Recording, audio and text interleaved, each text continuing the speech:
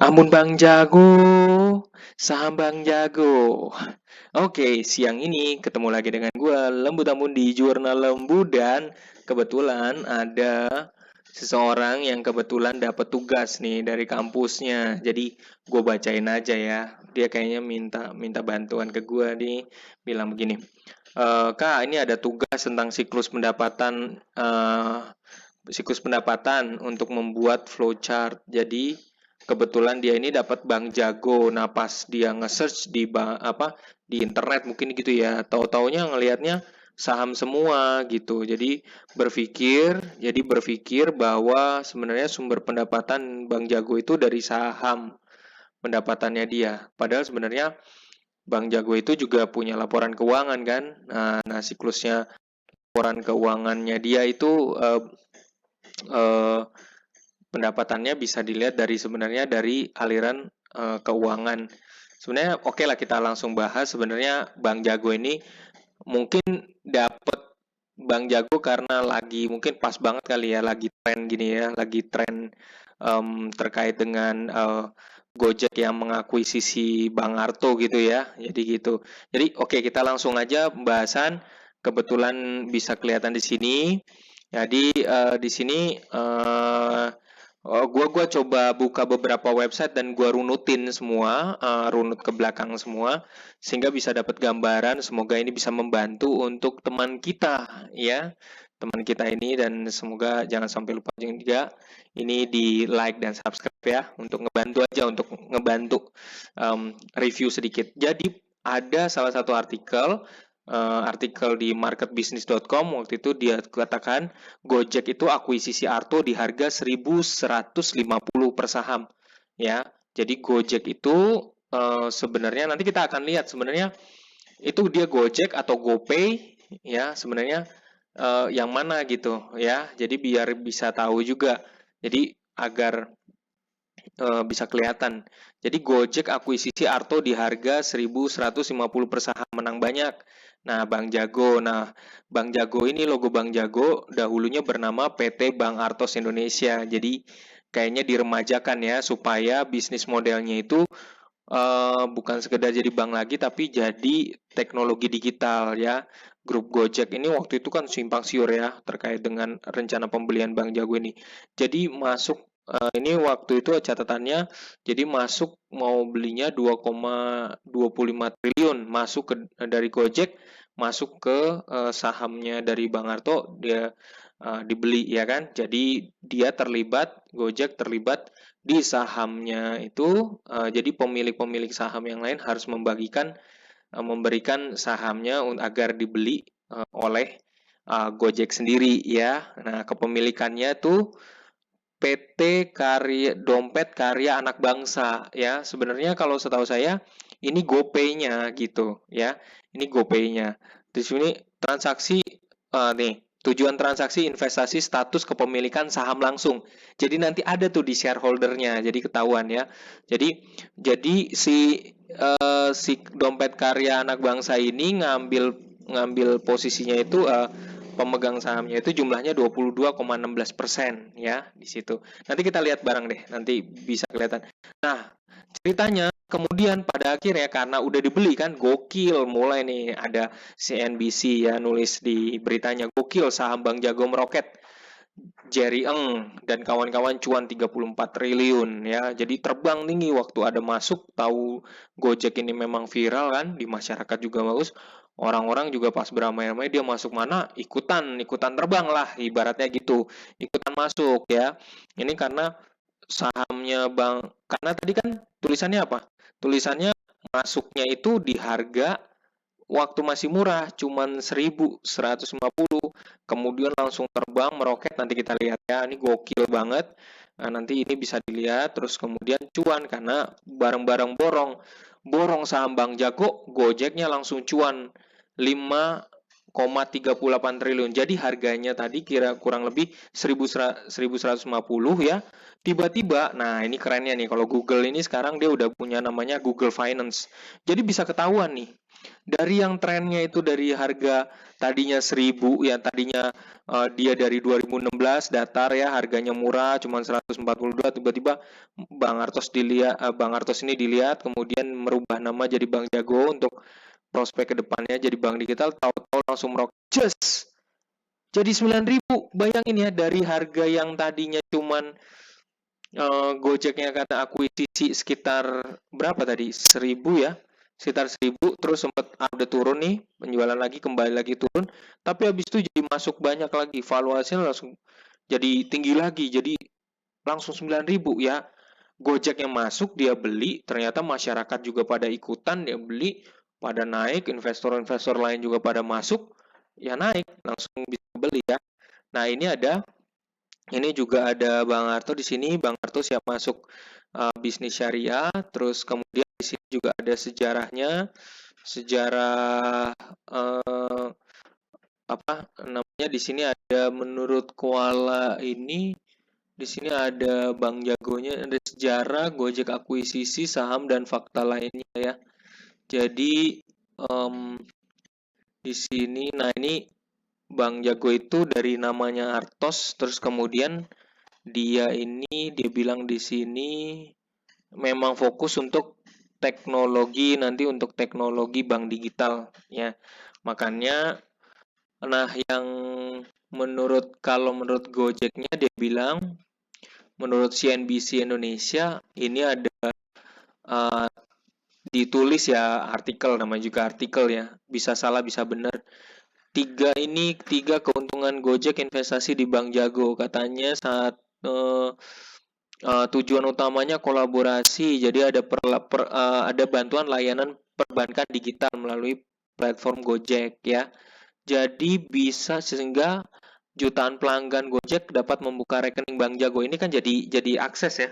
Jadi Gojek memberikan data juga, jadi kerjasama. Jadi dari data Gojek aplikasi itu memberikan data yang sangat besar, nilainya sangat besar banget buat Bank Jago. Jadi dia membuka potensi kerjasama. Jadi dia melewati rekening Bank Jago. Jadi uang bisa disimpan nggak di bank mana lagi, nggak bank yang lain-lain, tapi bisa kesimpannya di Bank Jago. Jadi nggak mau share, mungkin nggak mau share ke Bank Nicem Niaga, Bank BCA ya, ke yang lain-lain ya, udah dia beli aja, ya, nitip aja di Bank Jago supaya membesarkan data yang di Bank Jago. Jadi dengan adanya rekening kayak gitu berarti duit juga diolah di rekening Bank Jago juga harusnya gitu ya.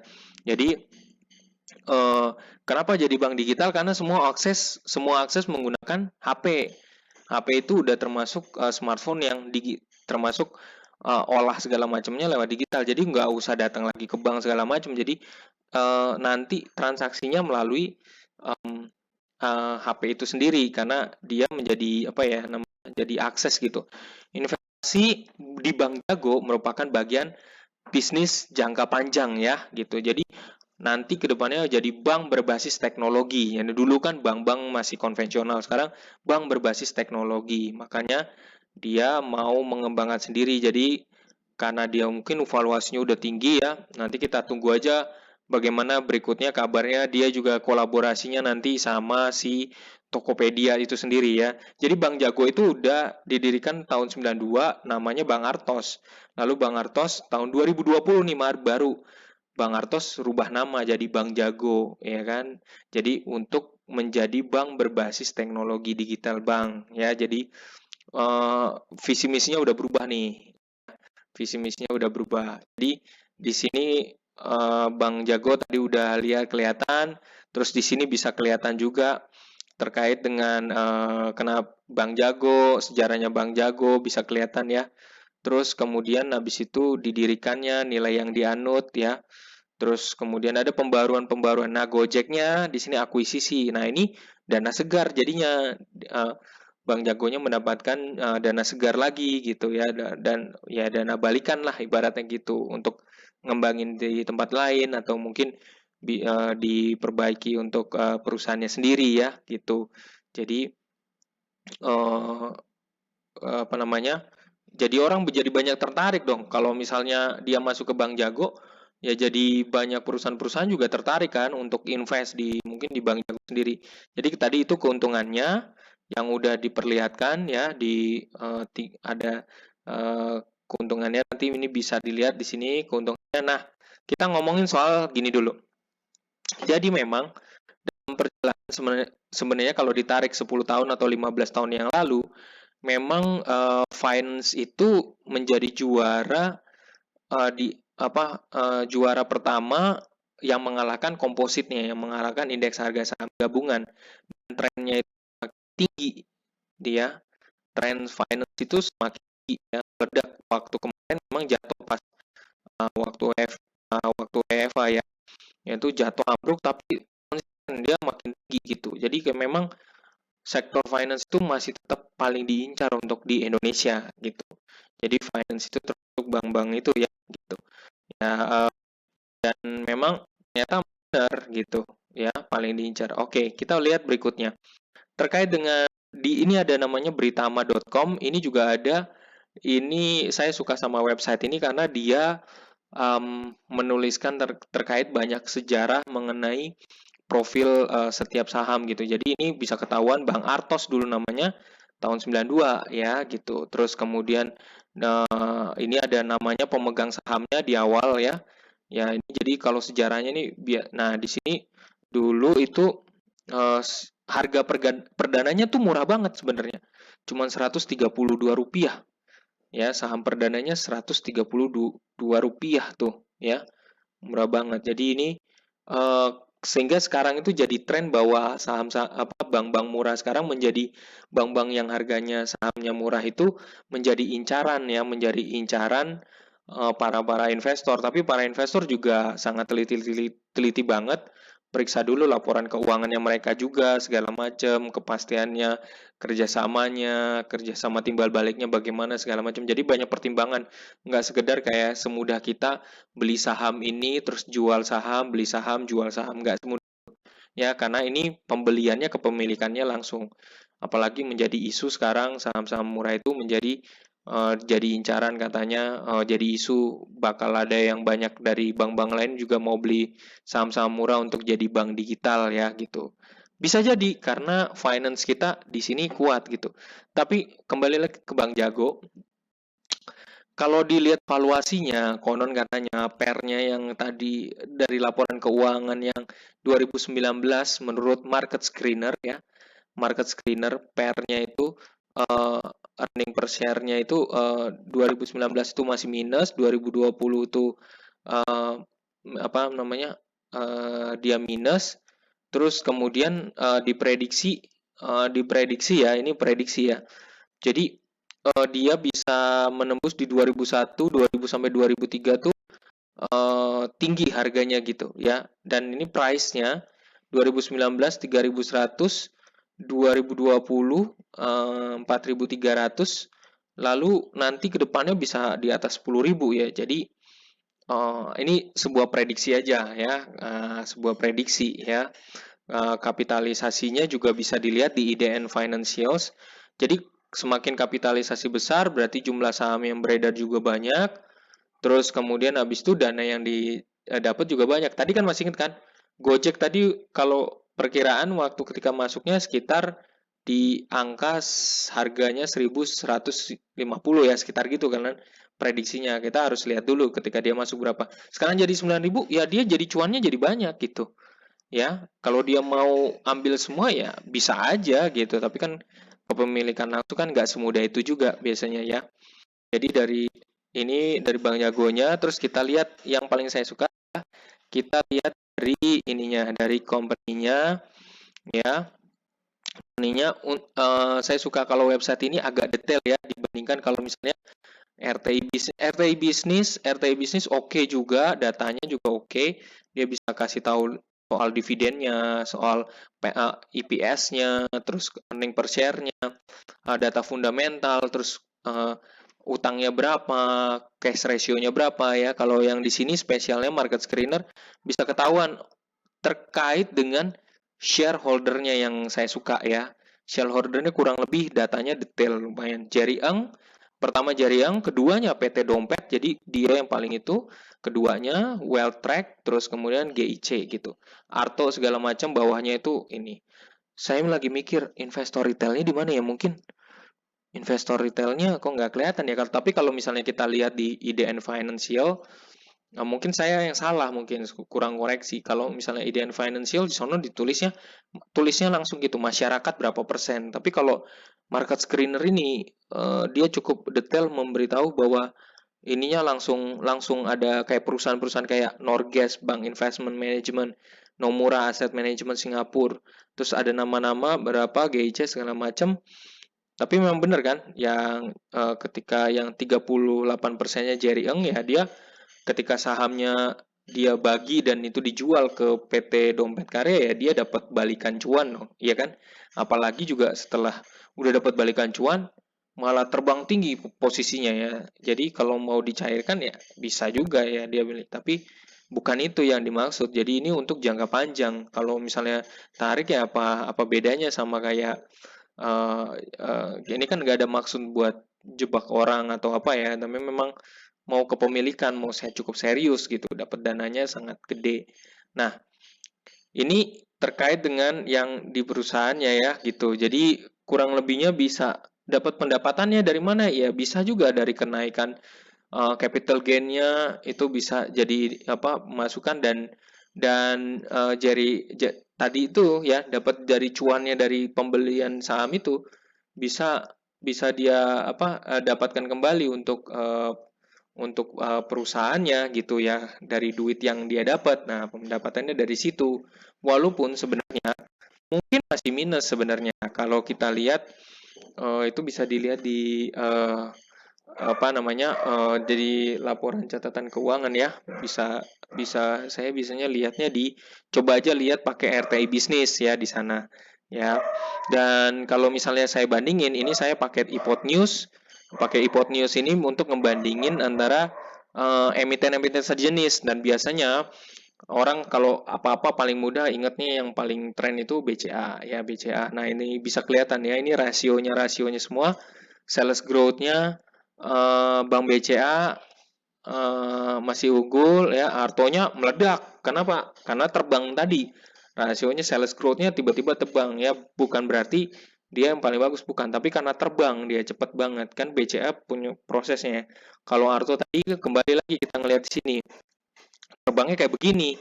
Kalau BCA kan lain lagi ceritanya ya. Ini ini bisa dilihat ya datanya di sini. Terus kemudian habis itu market cap-nya, lihat market cap-nya. Dia 128 triliun ya. Terus kemudian di bawahnya Bank BMRI dan um, Bank BCA serta Bank BRI. Jadi posisinya keempat ya. Terus kemudian ROE-nya sendiri ya. Dia ROE-nya sendiri masih minus ya 15 ya gitu. Terus kemudian habis itu debt equity-nya ya kita nggak bisa lihat dari situ sih sebenarnya. Kalau secara pair-nya deh, pair-nya. Itu pair-nya yang lainnya banknya plus tapi pair-nya ini dia artonya masih minus ya. Jadi gitu. Jadi ini bisa kelihatan dari situ tapi sebenarnya ini cuma buat perbandingan. Kadang-kadang kan ada rasio-rasio yang kita mau pakai ini untuk ngebantu kita ngebandingin saham sebenarnya dia masih murah atau enggak.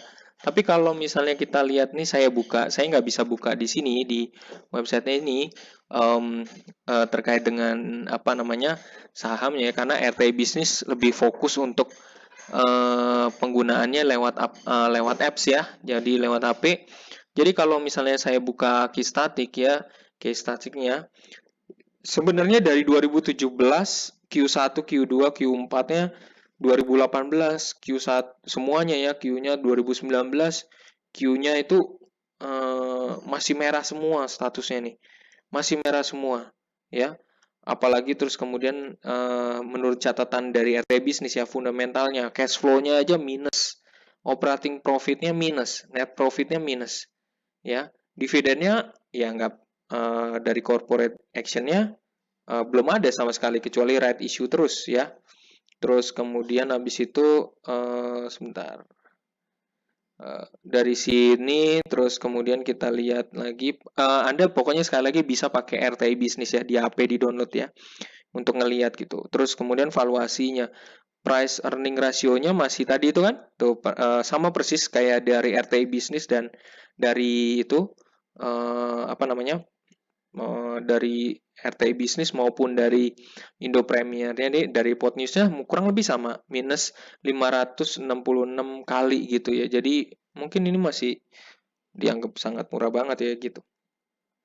Operating profit marginnya juga masih minus, net profit marginnya juga menurut catatan masih minus. Debt equity rasionya, DER-nya itu 76,89. Di sini sama nggak ya DER-nya juga? Di sini ada DER-nya nggak sih? Oh, nggak ada ya. Di sini nggak kelihatan ya. Terus kemudian uh, return equity-nya juga masih minus, kemudian return on asset-nya juga minus, jadi masih warnanya merah gitu. Mungkin masih memperbaiki diri, tapi datanya sama sih. Di sini kalau misalnya dari RTI, dia itu shareholder-nya tuh 21,4. Jadi karena kalau menurut berita, walaupun tulisannya 22% katanya dia itu, tapi sebenarnya berapa persennya itu sebagian itu langsung dikasih dananya ke banknya ya gitu. Jadi uh, demikian ya. Kalau saya salah mau dikritik ya. Jadi kurang lebih semoga ini bisa menjawab dari pertanyaan si rekan kami ini, si Mbak ini ya. Semoga bisa ketahuan siklus pendapatannya. Ini juga bisa dilihat dari laporan keuangan. Download, jangan lupa untuk download laporan keuangan lewat idx.co.id. Nanti cari aja di situ laporan keuangan tahunan. Ya kan di sini udah kebetulan Artonya ini dia udah ngeluarin. Jadi Artonya ini oke ya, secara laporan keuangan udah nyerahin ya. Jadi udah 2020 tuh udah Q1, Q2, Q3, Q4-nya udah lengkap. Jadi bisa lihat laporan keuangan tahunannya punyanya atau yang bisa di-download di idx.co.id. Nanti bisa kelihatan tuh semua laporan keuangan yang posisinya minus atau enggak gitu ya. Tapi kalau mau lihat langsung di IDN Financial, jadi biasanya data di sana ada, langsung lihat laporannya, tulis saja Arto. Ketika udah masuk idnfinancial.com, Arto nanti di bawahnya akan lihat tuh untuk pemasukannya ya, pemasukannya tahun 2020 bisa kelihatan ya. Bisa kelihatan kalau saya buka di sini deh. Oke, saya coba bantu ya. Financial, IDN Financial. Nah, ini saya coba bantu ya. Di sini kalau saya ketik Arto ya, saya mau mengakhiri dengan ini. Biasanya sih orang kenalnya jadinya Jago ya, Jago gitu. Nah, tapi di sini kan ada PT Bank Jago ya. Jadi market cap 21. Nah, kita turun nih ke bawah nih. Kita turun ke bawah nih ya. Kita masuk ke bagian ini, data lagi di download sebentar. Nah, kita masuk, ini kan persis ya, manajemennya sama ya, kurang lebih. Nah, shareholdernya agak sedikit beda nih. Ya, ini mungkin belum direvisi kembali ya, belum direvisi nih. Publiknya atau masih 48 gitu ya. Jadi ini belum direvisi nih datanya. Tapi ini bisa kelihatan di sini kalau ini, nah ini udah ada namanya nih, market ini PT Dompet Karya Anak Bangsa ya. Nah, ini loh maksud saya, financial datanya. Kalau misalnya itu kan pakai rasio, kalau kita lihat RTI bisnis kan pakai rasio datanya ya. Earning persennya pakai rasio gitu. Nah, kalau di paling gampang masuk aja ke IDN Financial. Jadi kita bisa lihat nih, Q1, Q2, Q3. Nah, Q4-nya belum dimasukin nih. Kalau RTI bisnisnya, Artonya udah ada. Tapi kalau di IDN Financial-nya belum nih. Cuman kalau lihat ya, revenue-nya masuk, tapi dia net profit-nya minus terus. Ya, net profit-nya minus. Q4-nya juga, Q3-nya juga. Jadi semuanya statusnya minus. Jadi belum revenue tapi minus terus gitu. Jadi belum menguntungkan sama sekali gitu. Nah, ini lihat deh. Ini bank pertama posisinya secara market cap-nya Bank BCA paling pertama, jumlah saham yang beredarnya dikali harga sahamnya ya, yang udah tinggi. Nah, posisi kedua adalah Bank Arto ya, karena banyak juga yang akhirnya masuk beli saham ini. Jadi banyak yang beli saham ini, harga sahamnya naik juga dikali market cap itu dikali dengan jumlah saham yang beredar. Jadi posisinya jadi ketahuan market cap-nya berapa gitu ya. Tapi memang harus diperhatikan sekali lagi apakah saham ini liquid atau enggak. Oke deh, gitu aja. Udah panjang banget ini untuk pembahasan. Semoga ini bisa membantu. Lihat ya, artonya di situ pair-nya minus 12, beda banget sama yang saham-saham lainnya. So perhatikan baik-baik terkait dengan hal ini. Untuk Anda sebagai investor, selalu hati-hati, jangan sembarangan untuk masuk beli saham. Perhatikan dulu, perhatikan pertumbuhannya segala macam. Jangan karena ikut-ikutan kemudian Anda masuk, nanti akhirnya Anda terjebak sendiri ya. Saya tidak melarang, keputusan Anda untuk membeli dan menjual adalah hak dari Anda. Jadi dikembalikan kepada Anda, tapi selalulah teliti secara fundamental saham-saham yang kita beli. Siapa tahu nanti juga saham-saham yang murah ya itu bisa jadi bank digital semua ya. Nanti saya ada sesi berikutnya saya bikin di YouTube untuk saham-saham bank murah ya. Siapa tahu dia saking murahnya Anda bisa beli satu-satu semuanya, nakal banget saya kasih tahu gini. Terus kemudian bisa menguntungkan buat Anda. Oke. Salam dari gua, Lembut Ambon, semoga bermanfaat. Bye bye.